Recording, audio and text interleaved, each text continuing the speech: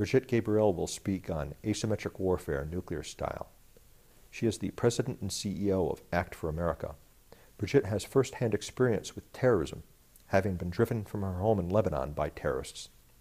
She has addressed the U.S. Congress, U.S. Special Operations Forces, the FBI, and the British Parliament on terrorism. Brigette Gabriel has served as a former anchor for the Arabic Evening News. She is the author of 2 New York Times bestsellers on terrorism, Because They Hate and They Must Be Stopped. I would add that special security precautions have been taken at this conference because Brigette Gabriel is a target of terrorists today. Looking out, I see among you scientists, engineers, tacticians, and politicians, experts, all in your field. Everyone in this room is intimately familiar with the method which can unleash their cruel curse upon our nation. It's an EMP attack triggered by just one nuclear device optimally deployed above our country.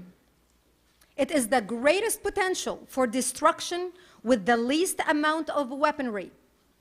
This is the ultimate in asymmetrical warfare, nuclear style. Soon after the death of Muhammad 1400 years ago, Islam burst out of Arabia and spread all over and all the way to India, Spain, Southern Europe, and China, becoming the supreme religion throughout the world. At one point, Islam covered more of the earth's surface than the Roman Empire did at its peak. The resulting caliphate survived 300 years of the Crusades, trying to push it back, ultimately collapsing, unable to defeat Islam. By the end of the 18th century, Europe's Industrial Revolution and organized resistance had given them the power to expand globally. The endurance and military superiority the early Crusaders lacked enabled Europe to push the Muslims back into the Middle East and North Africa. By 1905, the West had liberated most of its territory conquered and savaged by Islam and declared an economic and military victory. The Islamic Empire finally ended in 1924 in Turkey by President Ataturk, less than 100 years ago, marking the end of 1400 years of Islamic rule. Today, this Islamic decline to Western power is a painful insult to many in the Muslim world. How could Christianity have overcome Islam? These infidels are inferior to Islam. They are cursed by Allah. They have submitted to Islam for 14 centuries. Their religions are inferior to Islam, the true path and Allah's religion on earth. The Ummah, the Islamic nation, was and still is in shock.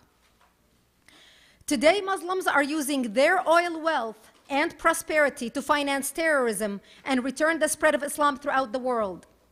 The transfer of Western technology into Islamic hands is revitalizing the Islamic vision for the renewal of its world supremacy. In 1977, Khomeini came to power, believing it was time to establish a successful Islamic theocracy in Iran. He looked at America and called it the Great Satan, because America symbolized the triumph of Judeo-Christian societies and the superpower of the world, economically and militarily. The Iranian government went on to develop a jihadist army.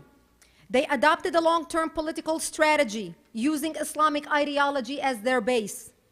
Militarily, in 1982, Khomeini combined in Lebanon 11 Islamic terrorist organizations that were operating independently and merged them into one party called Hezbollah, the Party of Allah, which now has cells all over the world and has committed terror acts on 4 continents.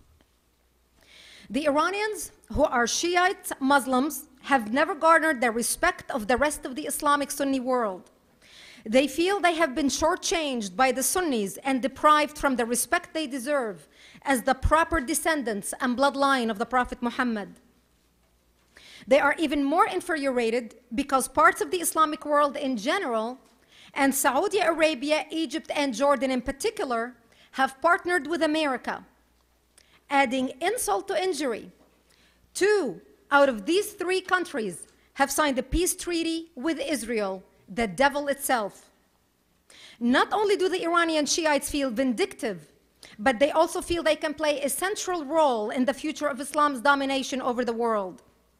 They have an apocalyptical vision that they can have a direct hand in ushering back their Islamic Messiah, the Mahdi, or the 12th Imam who disappeared as a child centuries ago. This Mahdi's return will usher in Islam as the supreme religion in the world again. Even though the idea of a Messiah is a part of Christianity and Judaism, there is nothing we can do as Christians and as Jews to hasten the return of Jesus in Christianity and the Messiah in Judaism.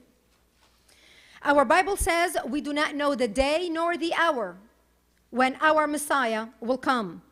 However, in Islam, the Shiites believe they can actively participate in preparing his way by creating a world catastrophe according to their teachings. The mullahs in Iran believe they are the appointed ones to make this happen.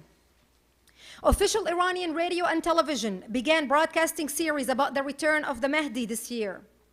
The series detailed the imminent appearance of a messianic figure who will defeat Islam's enemies and impose Islamic Shiite rule over the entire world, even speculating on specific dates the so-called Mahdi will be revealed.